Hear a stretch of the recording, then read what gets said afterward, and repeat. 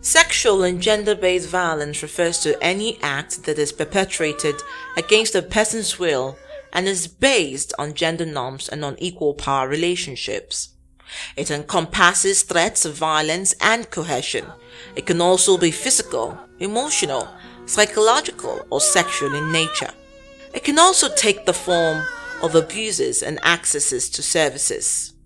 It in fact also implies harm done to men, women, girls, and even children and boys.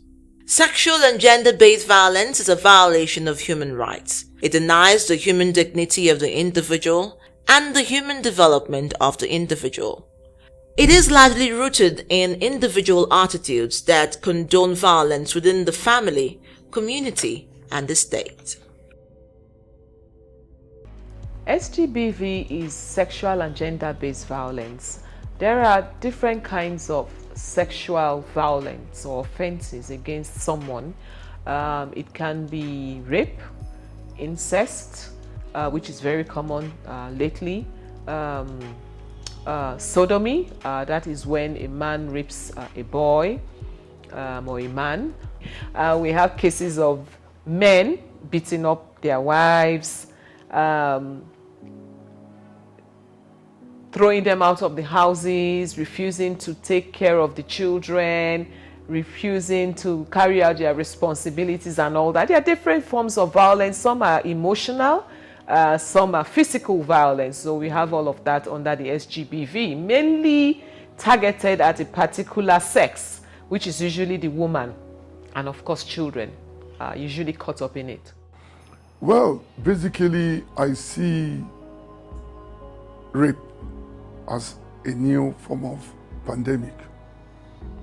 If you ask me, I honestly must tell you, it's almost getting bigger than COVID-19. Recently, it becomes almost an everyday affair. Permit me to mention just two instances. The man who raped a 3-month-old baby was out of place. We thought it was a joke. I think we need to check people like that. The other one raped his own daughter, put her in the family way 3 times. And when you hear the story, it's better being imagined. So I think the height of sickness have come into our culture as a people. It needs urgent attention before it totally gets out of hand. Sexual gender-based violence has a very long history, through which the incidents have become varied over time. This is partially because many of the violence against persons or women, specifically rape, sexual assault, domestic violence, are mostly underreported due to societal norms such as taboos, stigma, and sensitive natures of the subject. While sexual gender-based violence is a violation of fundamental human rights which is embedded in the Nigerian Constitution, some will say that there are still some laws that are against the provisions of protection of women within their laws. However, the checks and balances within these laws continue to meet its review over the years. And yes, even though implementation and enforcement is a far cry, there have been deliberate steps taken to change the norm. Well, as DG NAPTIP, I would expect all the states to domesticate the VAP Act because it's a very beautiful piece of legislation in the sense that it also takes care of men and boys. It now says boys and men can be raped, which is very important because we've been in denial for a very long time. It also takes care of issues like using objects.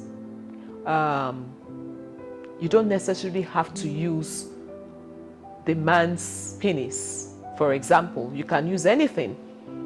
It can be in any hole, you know, and so it makes the definition of sexual violence broader, which is very good. But a lot of governors now have decided to domesticate the act. I'm told that the Governors Forum have decided that they will domesticate the act, and most of them are already working on it. They've sent it to their various state assemblies, and I'm hopeful that before the end of the year, all the states would have successfully domesticated the act. The following laws have been provided over time: as law to provide protection against domestic violence and connected purposes, which was formed and established in Lagos State in 2007. The Penal Code is another law. However, within the Penal Code, there are gray areas of concern which encourages physical beating and physical handling of women for correction purposes allowed within the law. You can find that law within Section 55, subsection 1D of the Penal Code. The Criminal Code Act of 1990 is another law that looks and frowns at the violation of fundamental human rights of women. The Violence Against Persons Prohibition Act 2015, commonly called VAP Act, is another law which provides an overreaching protection against violence throughout the country and for women. Finally, the law for an act to prevent or prohibit and redress sexual harassment of students in tertiary educational institutions and for other matters connected therewith 2019 was sponsored by the Nigerian Deputy Senate President and 105 other members of Senate in 2020 in Nigeria. There have been a continued conversation that this law, if implemented, will bring the enforcement of many perpetrators and offenders who will be found liable for the crimes and sentenced to jail or similar corrective measures taken.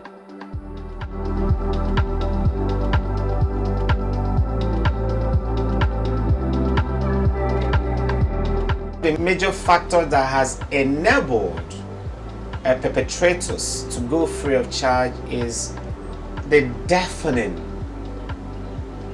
conspiracy of silence that we have seen over time. For survivors, it is important you speak out. For survivors, it is important you refuse to be intimidated. We've seen some of the perpetrators threatening survivors.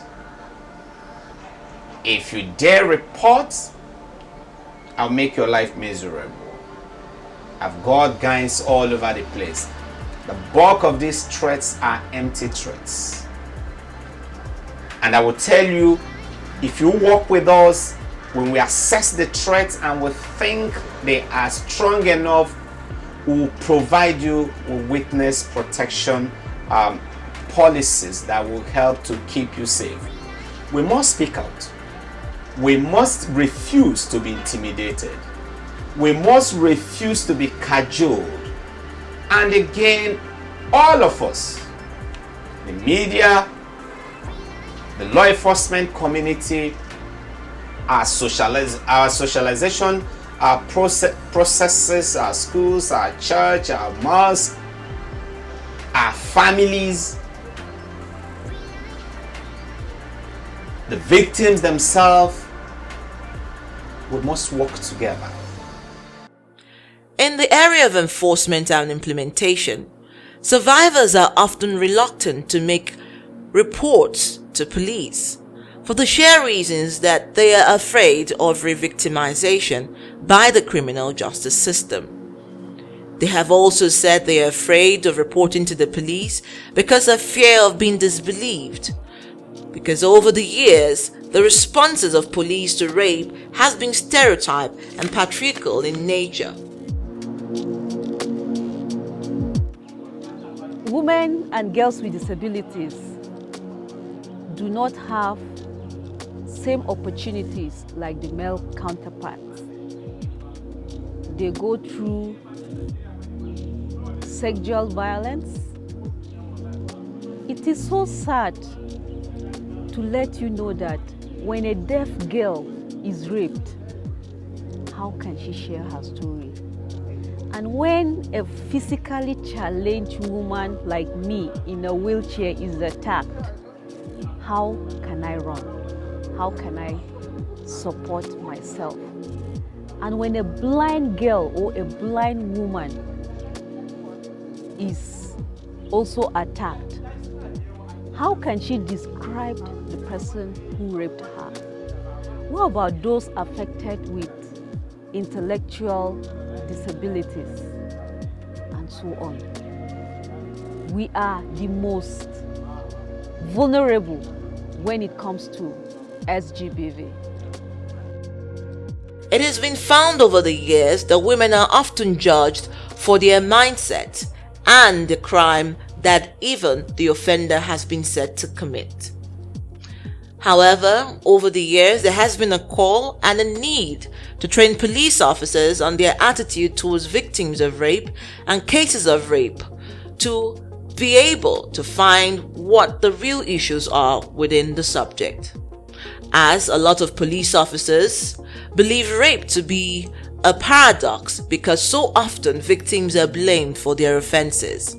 Only an estimated 15% of rape victims reported the crime to the police, as reported by the Nigerian Victims Portal Report on Rape 2003.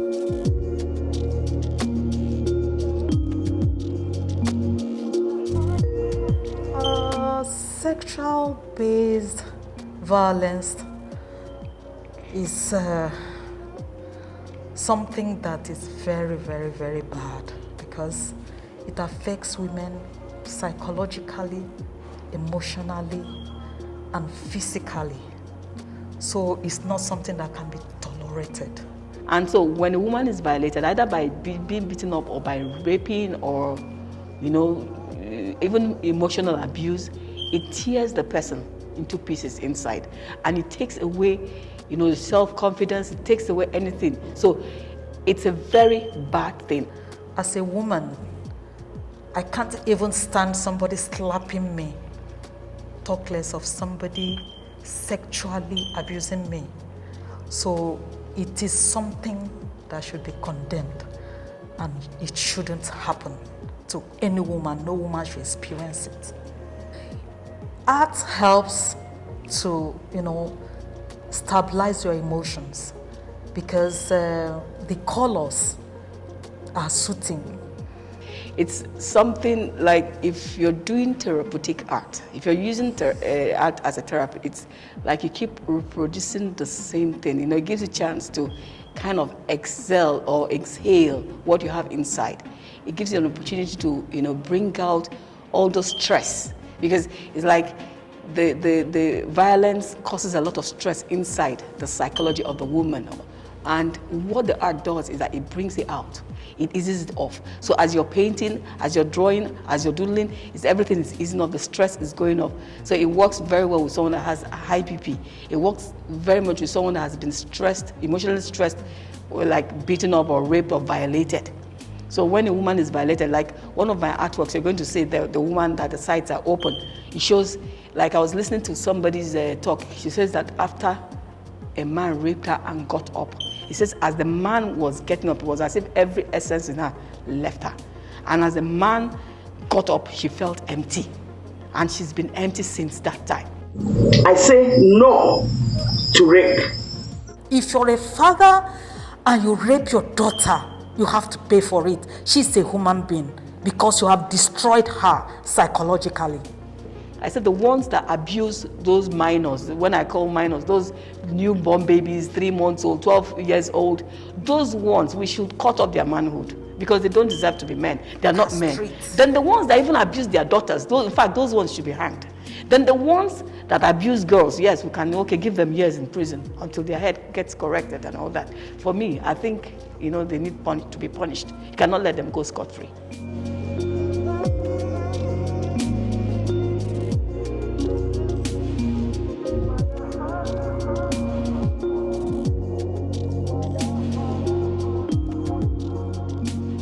Indeed, you've heard it all. The conversation on sexual, gender-based violence. Boys will be boys, they say. She was drunk. Oh, a woman says no when she means yes. The list goes on. You see, the rape culture is pervasive. It's in the way we think, in how we speak, in how we move in the society. Every day we have an opportunity to change our biases on gender identities. It's in the policies we support in our communities.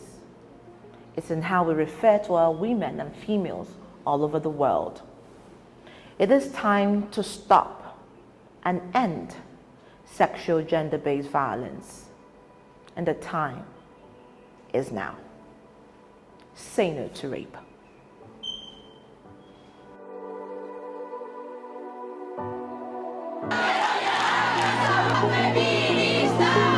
If you rape any human being, you are a criminal. As we continue to raise our voices and fight the scourge of rape, it is important to also keep in sight what is most important, which is helping the survivors find closure and find healing. Hashtag say no to rape. Hashtag say no to sexual gender-based violence. Hashtag enough is enough.